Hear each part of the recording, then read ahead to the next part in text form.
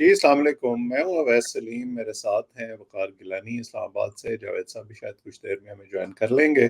आज हम थोड़ी-सी बात करेंगे ये जो सियासी मंज़रनामा है उस पर, और उसमें क्योंकि इमरान खान साहब इस वक़्त एक मरकज़ निगाह बने हुए हैं हर दो तरह से। उनकी जमात के लिए तो वो ज़ाहिर है कि उनकी एक अहमियत है ही, लेकिन उनके मुखालफिन के लिए भी उनकी बड़ी अहमियत है, और बड़े अरसे से उनको हर तरह से कॉर्नर करने की कोशिश की जा रही है। अब तो चौथा महीना है उनको जेल के अंदर, और ऐसा लगता है कि जल्दी बाहर निकालना तो दरकिनार, उन्हें ज़्यादा से ज़्यादा अंदर रखने की कोशिशें हो रही हैं। और गिलानी साहब उन कोशिशों की एक जो झलक है, जिसके बारे में हम पहले बात कर चुके हैं, वो है अल-कादर ट्रस्ट केस, जिसमें वो 190 मिलियन पाउंड का जो तस्करा है, जो बरतानवी हुकूमत से वापस आए मलिक रियाज को, और पाकिस्तान की हुकूमत को, और पाकिस्तान की काबीना ने इमरान खान की सरबराही में उसको मलिक रियाज को वापस कर दिया, और वो एडजस्ट हो गए उस खाते में जो मलिक रियाज को जुर्माना किया था सुप्रीम कोर्ट ऑफ पाकिस्तान ने। अब पीटीआई ये कहती है कि जी नहीं, देखें पैसे तो पाकिस्तान में आए हैं, देखें पैसे तो पाकिस्तान में जो है वो मौजूद हैं, और जो है वो कोर्ट के पास हैं, आप ले लें उनसे जाके। जो इस सवाल का जवाब वो नहीं देते वो ये है कि ये 190 मिलियन पाउंड अगर मलिक रियाज के खाते में एडजस्ट ना किए जाते तो ये हुकूमत के पास रहते, और मलिक रियाज को 190 मिलियन पाउंड अपने पल्ले से देने पड़ते। यानी आपने उनको इतने पैसों का फायदा पहुंचाया है। दूसरा जो इसमें अब मसला है, जिस तरह से इस केस को बनाने की कोशिश हो रही है, कुछ अर्सा पहले हमने जो है इस पर, रियाजुल हक हमारे दोस्त हैं, उनके साथ काफी शो भी किया था, तो उन्होंने इसकी बड़ी तफसील बताई थी कि अगर इस केस को पूरी तरीके से छानबीन की जाए तो इसमें फिर मामला शरीफ खानदान तक भी जाएगा कि वो फ्लैट जिनके ये मुबैना डील के नतीजे में ये जुर्माना हुआ मलिक रियाज को, वो वही फ्लैट है एवन फील्ड के जो मलिक रियाज ने उनसे के बच्चों से खरीदे, नवाज शरीफ के, और उसके नतीजे में उनको पेमेंट अदा हसन नवाज का कहा जाता है उनसे की। खरीद। सो लेकिन अब इस वक्त ऐसा अब इस मामले में मैं कहना ये चाह रहा हूँ कि दोनों तरफ झोल हैं, कहानी वो पूरी नहीं है जो आमतौर पर इस वक्त बताई जा रही है, लेकिन क्योंकि इस वक्त एक तरफा ट्रेन चल रही है, तो वो सारा मलबा जो है वो इमरान खान साहब पर गिर रहा है। नैब की जो टीम है वो उस केस में भी उनकी गिरफ्तारी डालना चाहती है, वो बुशरा बीबी से भी तफ्तीश कर रहे हैं, और अब इम्कान काफी पैदा हो गया है कि बुशरा बीबी की भी शायद गिरफ्तारी हो जाए इस केस में। क्या लगता है आपको? बहुत शुक्रिया। वैसे भी ये देखिए, ये जो आपने बात की सियासी मंजरनामे की, दरअसल तो दो मंजर चल रहे हैं। एक सियासी मंजरनामा चल रहा है, एक सियासी पस मंजरनामा चल रहा है। तो इमरान खान साहब जो है वो इस वक्त तो पस मंजर में है, तो और उनको पस मंजर में रखने के लिए ये सारी कोशिशें मुसलसल हो रही हैं। आपको याद होगा उस वक्त भी हमने बात की जब उनको गिरफ्तार कर लिया गया।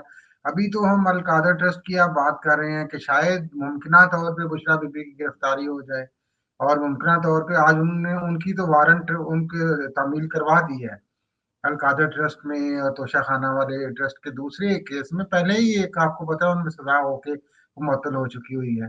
तो उसमें उन्होंने तामील करवा दी हुई है। अब चूंकि अगर इनको कोई साइफर केस में एक इम्कान है कि जमानत मिले, जो ही जमानत मिलेगी तो जिस तरीके से पहले हुआ था तोशाखाना केस में मुअत्तल होने के फौरन बाद उन्होंने उनकी अरेस्ट वहीं पे डाल दी थी। मकसद यह है कि वो पस मंजर में रहेंगे।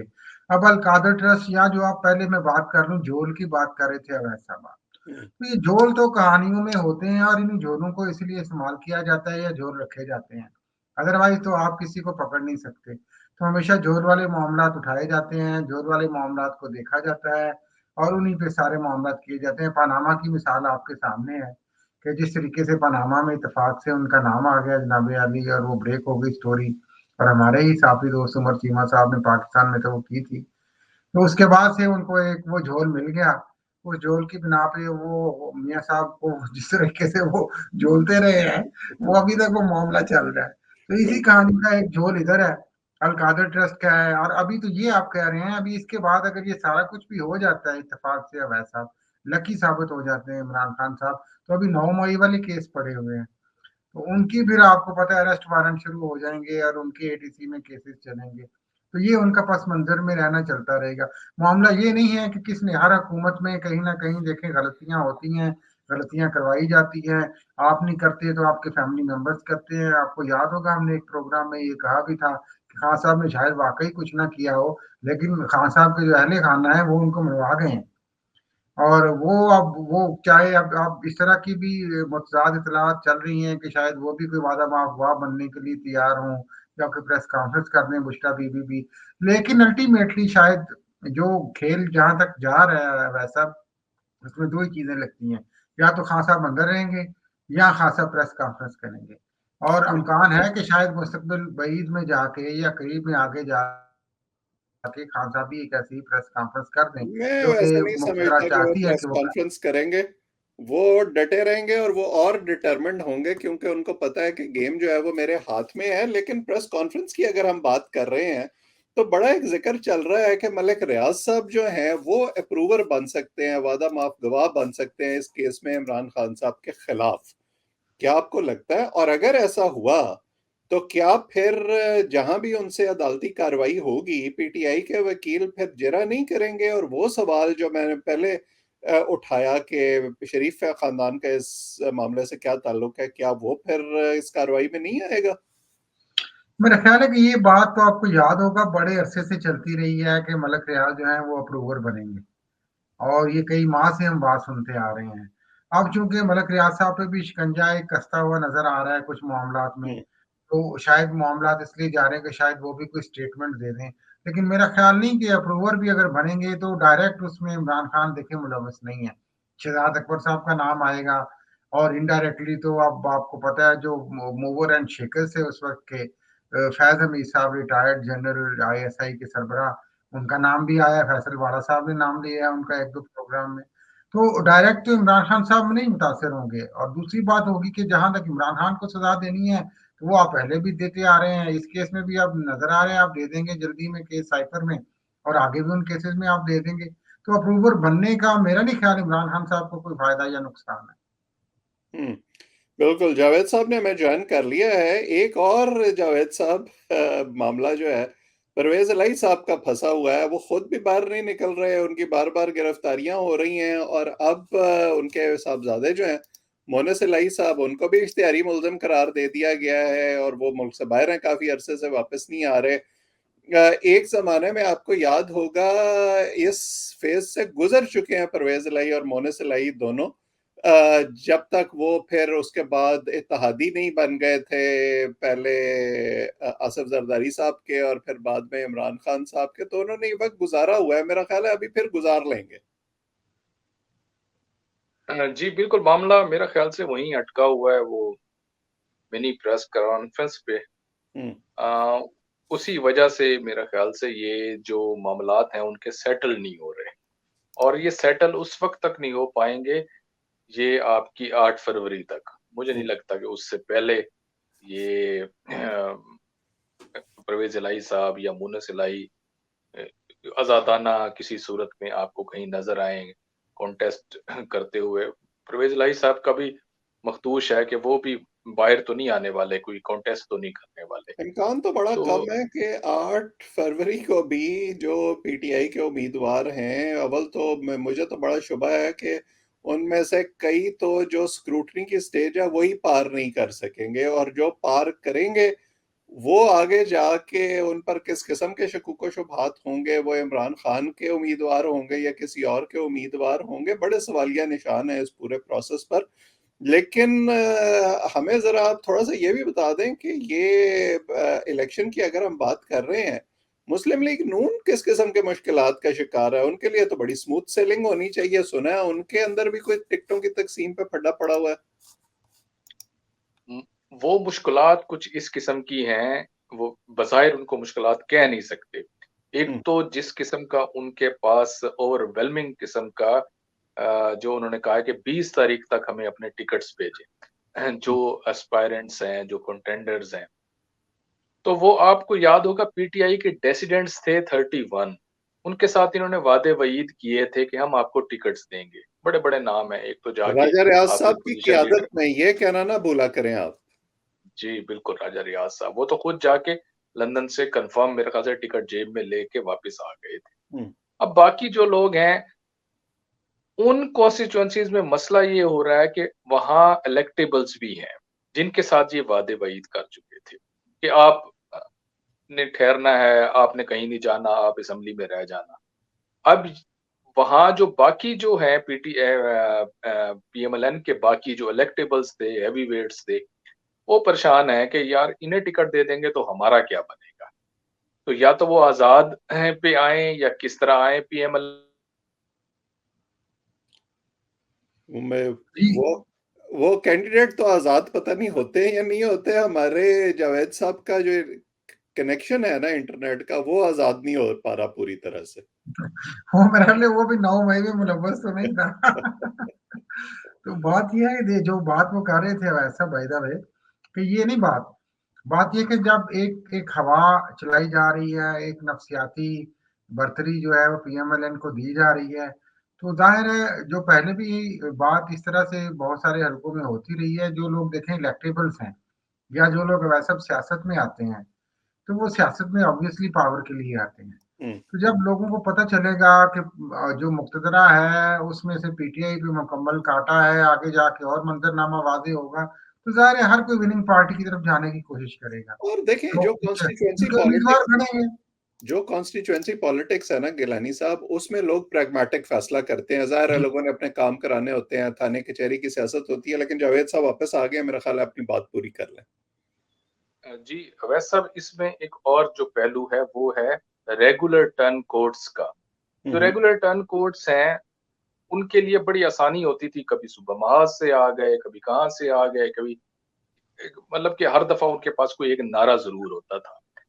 इस दफा ये मामला है कि उन कॉन्स्टिट्यूएंसीज में ये जो जिनके साथ ये वादे किए गए हैं, जिनका मैंने भी बताया कि पीटीआई के डिसिडेंट्स, वो लोग, वो जो पुराने रेगुलर टर्न कोर्ट्स थे, टर्न कोर्ट तो ये भी हैं, वो जो रेगुलर टर्न कोर्ट्स थे ये उनके ऊपर डोमिनेट कर रही इस मामले को। और इन सब का झुकाव जो है वो पीएमएलएन की तरफ है। पीएमएलएन अलहदा मसाइल का शिकार है कि क्या करें इस सिचुएशन में। और वो जो पुराने वाले जो टर्न कोड्स थे, जो अपनी लॉयल्टीज चेंज कर लेते थे एंड बिल्कुल इलेक्शन के करीब, इस वक्त आके उनको अब आजाद लड़ने का वो सोच रहे हैं कि हम आजाद लड़ें या क्या करें। ये हम्म। मामला दरपेश हो रहा है और खसूसन ये सबसे ज्यादा ये जो मसला है आपके पंजाब में हो रहा ऐसे हाँ, लोगों लेकिन की ये जो आपने वैसा भी उन्होंने रेगुलर टर्न कोड की बात की, मैं तो मैं इनसे पूछना चाह रहा हूँ मैं कि सोच रहा था कि ये अच्छी मियां इस्तेलाह साहब के इन्होंने बारे में इस्तेमाल क्या की ख्याल है। है आपका? ये बड़ी अच्छी भाई इस्तेलाह मियां है कि साहब रेगुलर टर्न कोड रेगुलर नहीं और सीजनल जो है ना, और टेम्परेरी, कर ये बड़ी अच्छी इस्तेलाह है। लेकिन ऐसे लोगों की हैसियत जो है ना इस बड़ी गेम में, जावेद साहब, वो बस मोरों की होती है, और मोरों को इस्तेमाल करके जो है वो इसी तरह साइड पे कर दिया जाता है। कभी फिर उनकी जरूरत पड़ेगी तो फिर इस्तेमाल हो जाएंगे जैसे ही वो। अपनी अपनी सियासी इस्तेलाहात भी होती हैं, वैसा वो पीटीआई के लिए यू टर्न का इस्तेमाल होता था, हम्म, कहीं पे टर्न कोड का इस्तेमाल हो रहा है।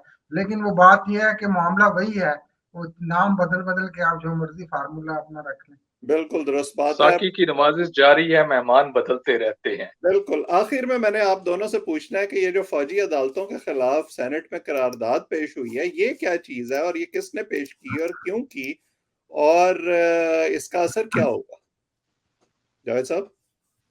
जी, मेरा ये ख्याल है कि करारदाद ज़रूर पेश भी हुई है, कसरत राय से मंज़ूर भी हुई है, लेकिन करारदादें वैसा बहुत मंज़ूर होती हैं, पेश की जाती हैं इस तरह से, उनका असर जो है, जो आपका असल जो क्वेश्चन है, मैं नहीं समझता कि इससे कोई ऐसी तब्दीली कोई ऐसी आ जाएगी। वो कहते हैं कि सिविल कोर्ट्स में इनकी वो चलने चाहिए, इनके केसेज़ और ये वो।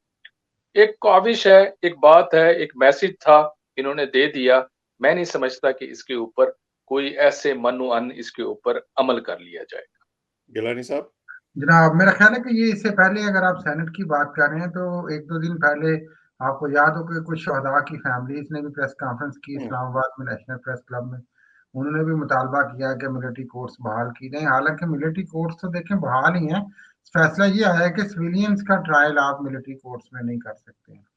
अब इसकी 2 चीज़ें हैं देखें, एक तो यही चीज़ है कि सबको पता है कि सेनेट की अपनी कोई ख्वाहिश नहीं, सेनेट में एक ही पार्टी इस वक़्त डोमिनेट कर रही है, मुस्लिम लीग नून।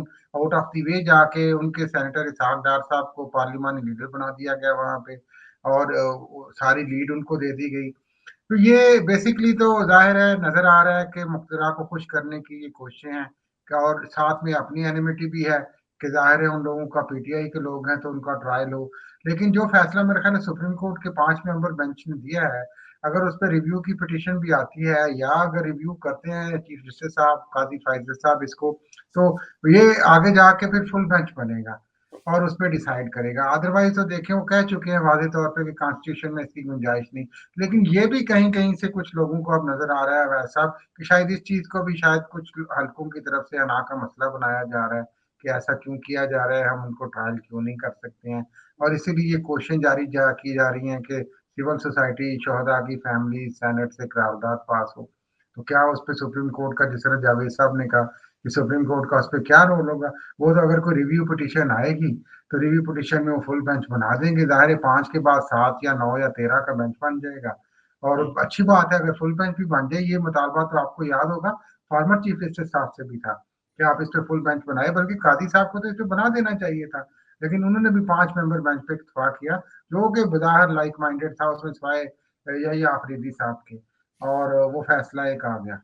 बिल्कुल सही। बस गिलानी साहब, बात ये है कि चाहे अदालत हो, चाहे सियासत हो, चाहे एस्टेब्लिशमेंट हो और चाहे हमारी सियासी जमातें हों, ऐसा लगता है कि क्लैरिटी कहीं भी नहीं है और हर कोई जो है वो अपने-अपने वो हिस्से का जो केक है ना उसका ज़्यादा से ज़्यादा हिस्सा लेना चाहता है और ज़िम्मेदारी नहीं लेना चाहता। बुनियादी मसला ये है। बहरहाल हम इन तमाम चीज़ों पर बात करते रहेंगे और आपके सामने लाते रहेंगे। आप इस चैनल को सब्सक्राइब करें ताकि हमारी गुफ्तगू आइंदा भी आप तक पहुँचे। कमेंट सेक्शन में अपनी राय से भी हमें ज़रूर आगाह किया करें। मेरे दोनों दोस्तों का और जो लोग हमें देख रहे हैं, सबका बहुत-बहुत शुक्रिया।